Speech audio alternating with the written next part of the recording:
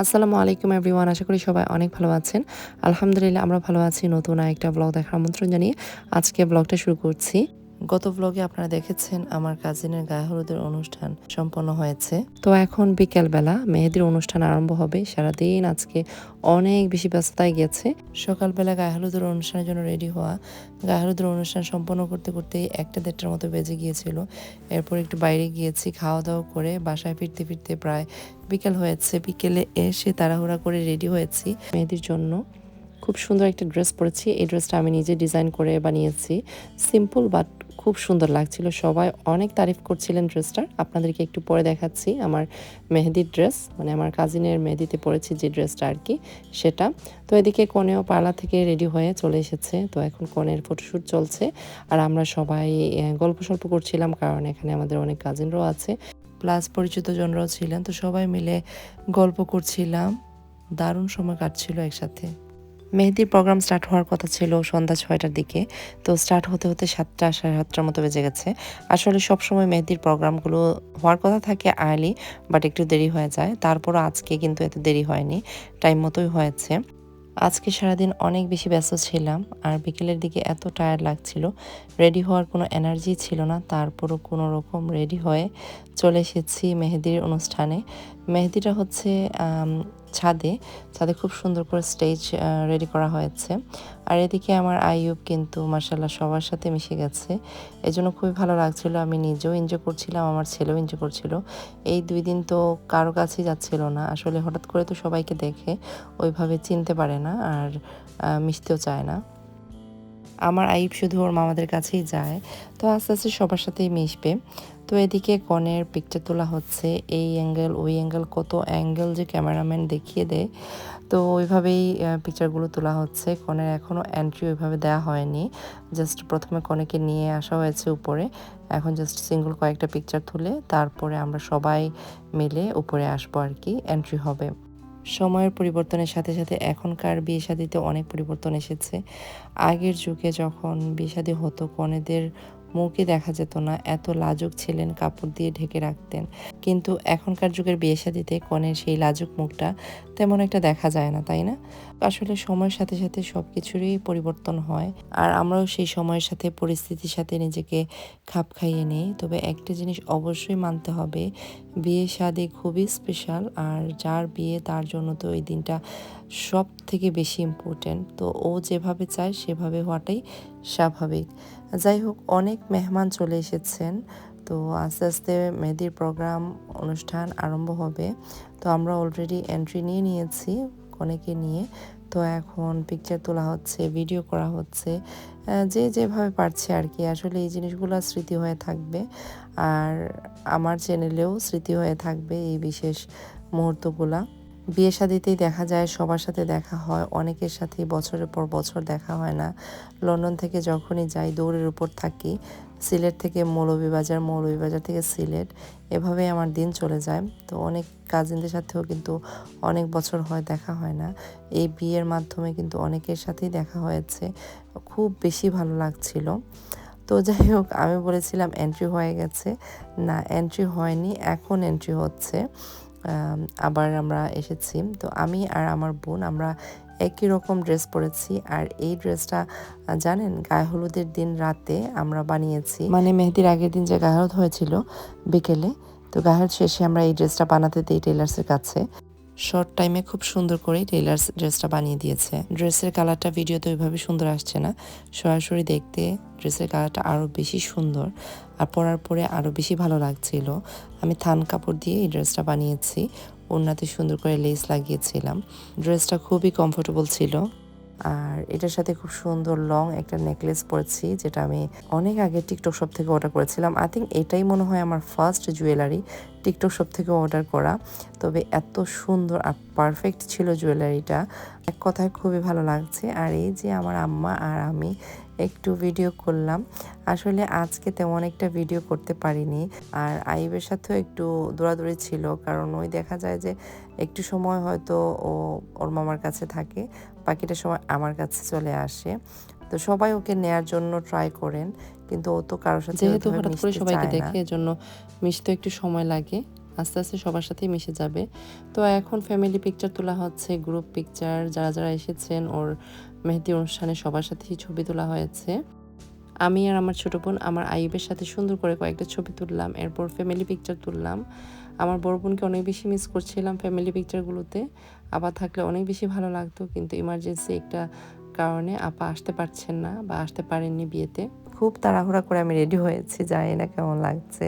আজকে প্ল্যান ছিল যে আমরা একটু পার্লার থেকে সাজবো, কিন্তু পার্লারের ভালো মেকআপ আর্টিস্টদের বুকিং ছিল, তো ওনারা পার্লারে ছিলেন না, এই জন্য ওইভাবে আর সাজতে পারিনি, নিজে নিজেই টুকটাক সেজে নিয়েছি ঝটপট। আর বিয়ের দিন চিন্তা করেছি যে আমরা পার্লারে সাজবো, এজন্য একজন মেকআপ আর্টিস্টকে আমরা বুকিং দিয়েছি।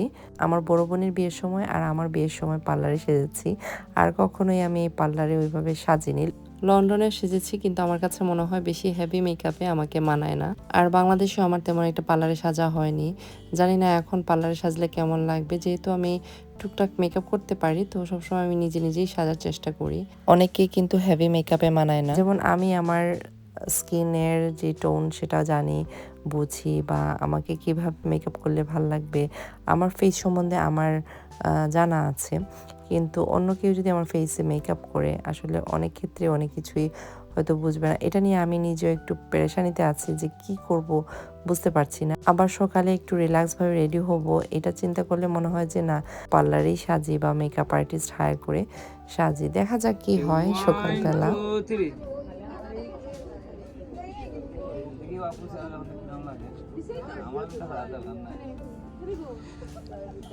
পেশেন্টটাকে ওকে সামনে তাকাই, এখন আপু সামনে তাকাই,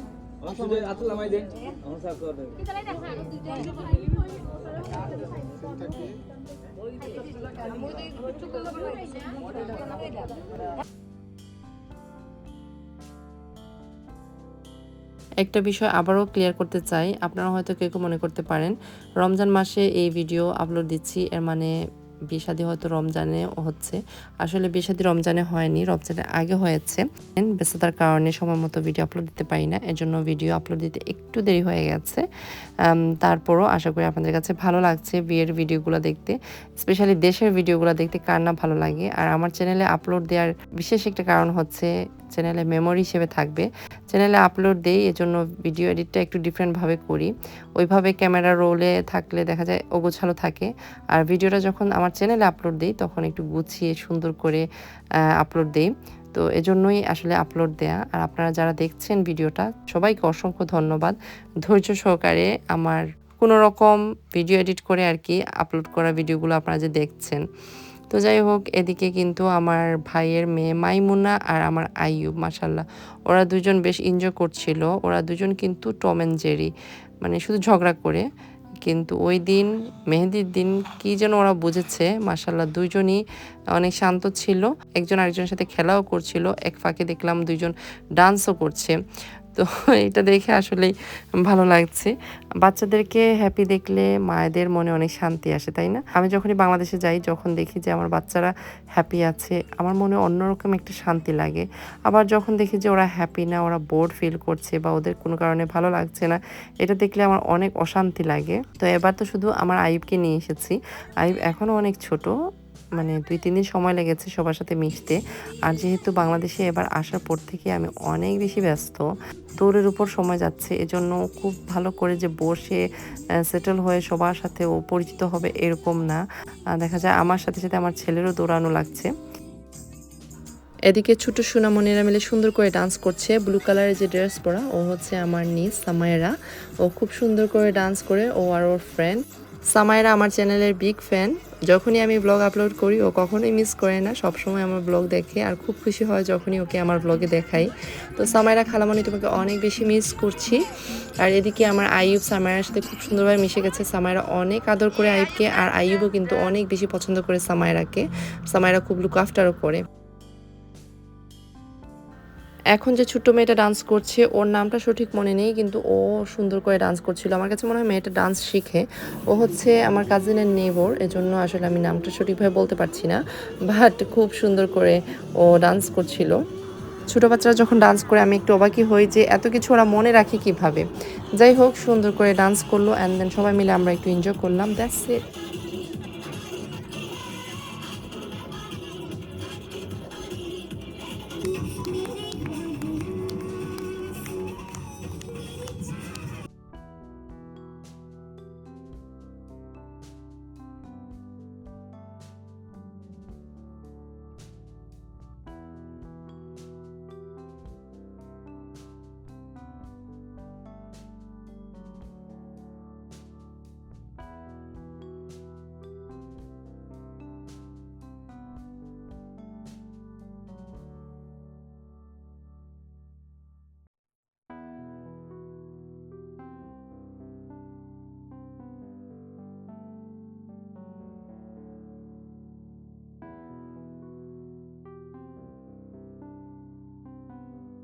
মেহেদি অনুষ্ঠানের একদম লাস্ট পর্যায়ে আমরা চলে এসেছি। সবাই মিলে এতক্ষণ অনেক বেশি মজা করেছি।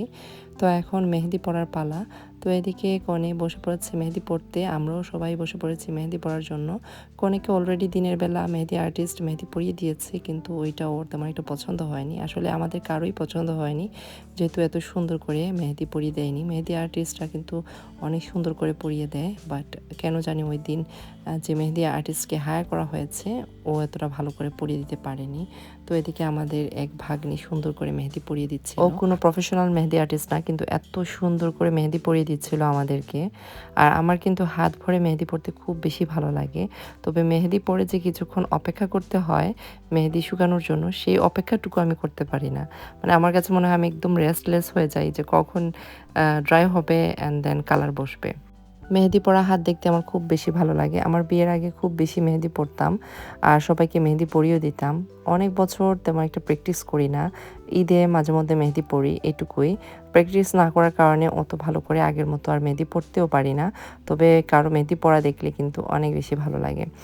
এদিকে আমরা সবাই মিলে খাওয়া দাওয়া করে ফেলেছি, যেহেতু ফোনে চার্জ ছিল না ওই জন্য ওইভাবে ভিডিও করতে পারিনি। বাবুর্চি খুবই মজা করে বিরিয়ানি বানিয়েছিল। আর এখন আমরা নিচে চলে যাব, নিচে গিয়ে সবাই মিলে আবার গল্পের আসর বসবে। আজ রাতে আমরা একদমই ঘুমাইনি, সবাই মিলে অনেক গল্প করেছি, গল্প করতে করতে রাত কাটিয়ে ফেলেছি। তো পরের দিন বিয়ের অনুষ্ঠান ছিল, এর মধ্যে আমার লেহেঙ্গা, আমার ছোটো বোনের লেহেঙ্গা এখনও টেইলার্স দেয়নি। তো সব কিছু মিলে একটু টেনশনও লাগছিল যে সময় মতো লেহেঙ্গা দিবে কিনা। টেইলার্স বলছিল যে সকাল 10টায় গিয়ে লেহেঙ্গা নিয়ে আসার জন্য। তো দেখা যাক কি হয়। আগামী ব্লগ অবশ্যই দেখবেন, অনেক ইন্টারেস্টিং হতে যাচ্ছে।